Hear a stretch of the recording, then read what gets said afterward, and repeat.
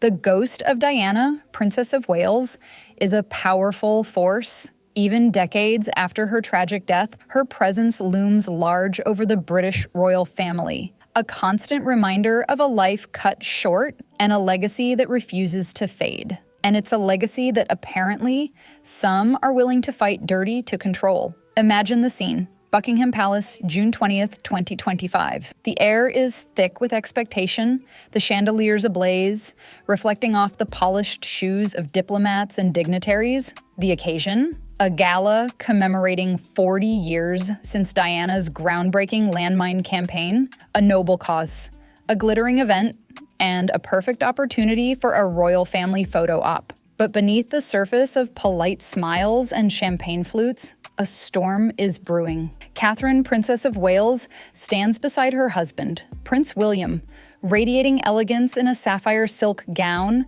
a clear nod to Diana's iconic engagement ring. But her eyes, usually so warm, are guarded, betraying the unease that has consumed her for days. Beside her, young Prince George, ever the curious observer, tugs at his mother's sleeve, his innocent question dropping like a bombshell into the opulent ballroom. "Mom," he pipes up, his voice carrying a little too well across the hushed room.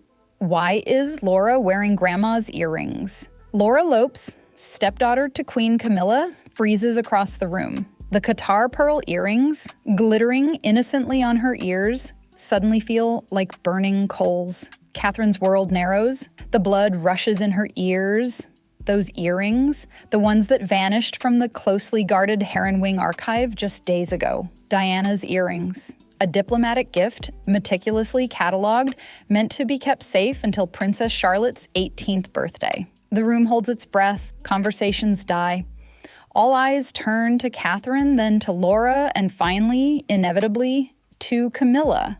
Standing stiffly at the edge of the room, her regal composure cracking under the weight of the collective gaze. It's a moment of pure, unadulterated drama, a scene worthy of a Shakespearean tragedy. But this is no play. This is the real-life drama of the British royal family, played out on a global stage. Catherine, ever the composed professional, takes a deep breath. She knows that one wrong move could trigger a scandal of epic proportions. She has to protect her children, protect William, and perhaps, most importantly, protect Diana's legacy. She kneels, placing a steadying hand on George's shoulder. "What did you just say, darling?" she asks, her voice deceptively gentle. George, oblivious to the tension, repeats his question, confirming Catherine's worst fears. William, his face a mask of controlled fury, moves swiftly to his wife's side. He knows, as Catherine knows, that they can't ignore this. Not now, not with the world watching. The gloves are off, the pleasantries are over. This is war. "Laura," Catherine says, her voice cutting through the silence, "could you tell me where you got those earrings?" The how question hangs in the air, a challenge, an accusation, and a promise of the storm to come. Laura stammered, a deer caught in headlights. I was told they came from an auction," she offered weakly, her voice barely audible above the sudden hum of renewed conversations. "My mother gave them to me, Camilla's name." It hung in the air, unspoken, yet deafening. Catherine felt a chill, despite the warmth of the ballroom. This wasn't just about misplaced jewelry, it was about deception, betrayal, and the deliberate desecration of Diana's memory. William, ever the protector, stepped forward, his presence radiating quiet authority. "Mr. Harrison," he commanded, his voice carrying a steely edge. "Fetch Mr. Harrison, now." The palace's senior heritage appraiser, a man whose expertise spanned decades and royal reigns, arrived with a hushed reverence. A compact case of micro-etching scanners in hand, he moved with the solemnity of a surgeon entering an operating room.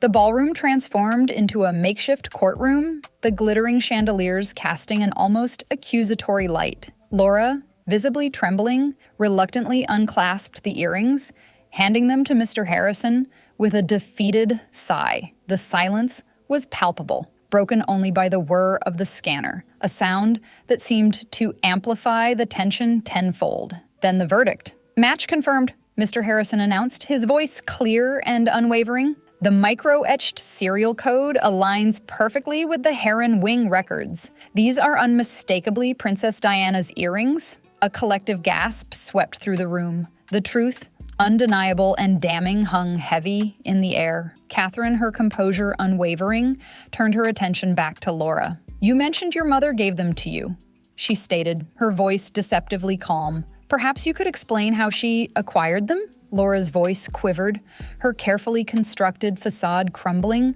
"My mother said she bought them at an auction," she repeated, her words tumbling over each other in a desperate plea for belief. "She said they were a gift. I swear, I didn't know they were Princess Diana's." Every eye in the room turned to Camilla, the queen now standing alone, exposed under the unforgiving gaze of the assembled guests. Her usual regal bearing faltered, replaced by a flicker of something akin to panic. "This is a terrible misunderstanding," Camilla declared, her voice strained as she attempted to regain control. "I had no idea they belonged to Diana. I purchased them through a reputable dealer and gifted them to Laura, nothing more." Catherine knew that a public confrontation would only serve to fuel a media frenzy, further damaging the monarchy and overshadowing Diana's legacy. Leaning towards William, she murmured, "We need to move this somewhere private.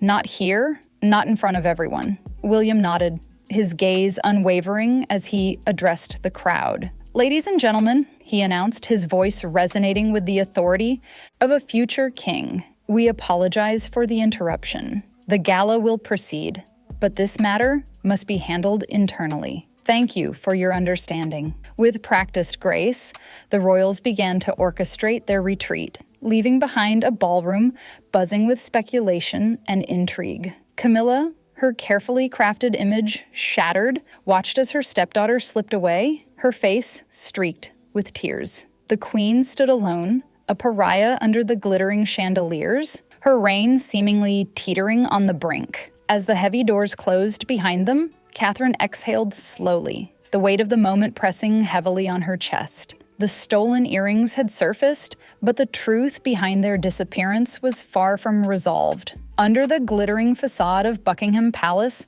a royal war had begun, a battle for legacy, for truth, and for the very soul of the monarchy. Hours later, the royal residences felt like pressure cookers. The Diana Memorial Gala, now a distant memory, left behind only the echo of scandal ricocheting off gilded walls. The story of the earrings, of Camilla's public shaming, spread like wildfire. William and Catherine tried to contain the damage, a futile exercise. The whispers had already escaped, igniting public outrage. Camilla, a woman who doesn't yield, retreated to Clarence House, summoning her media strategists. In her sitting room, Persian carpets absorbing her restless energy, portraits of dead royals silently judging, she seethed. "They cannot humiliate me like this," she hissed, her voice trembling. "I am the queen. I will not let Catherine and William make me their scapegoat." Her advisors, battle-scarred veterans of her PR wars,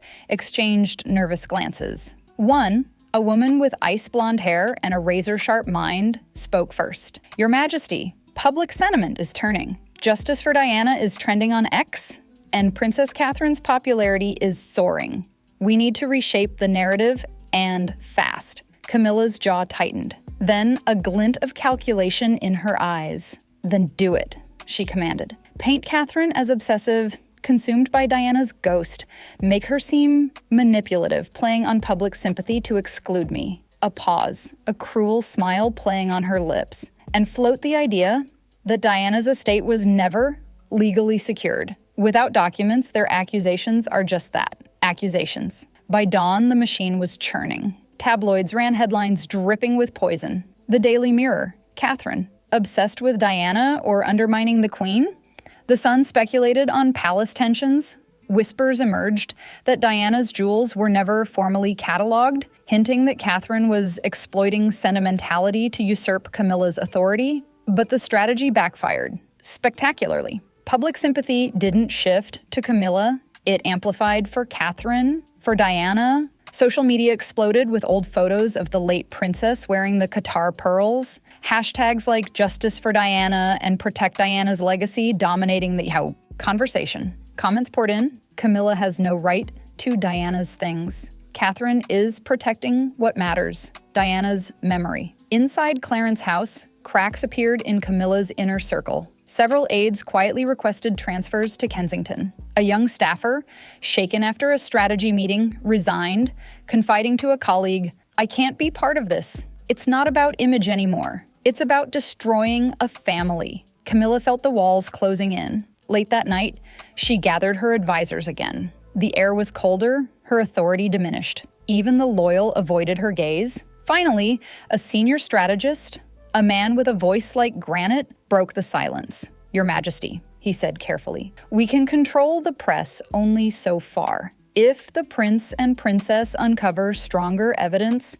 the situation may become irreversible." Camilla's patience snapped. She slammed her hand on the table, the sound echoing. "I don't need a reminder of who they are," she thundered. "I've endured worse. I will not be destroyed." Turning to the window, she stared at the London skyline, its lights shimmering like distant, mocking fires. For the first time, fear flickered in her eyes. The gala debacle wasn't just an embarrassment, it was an omen. Beneath the crown she fought so hard to win, Camilla sensed her reign, her control, teetering under the weight of a legacy she couldn't escape. The next move was coming, and she knew with chilling certainty that it would be aimed directly at her heart.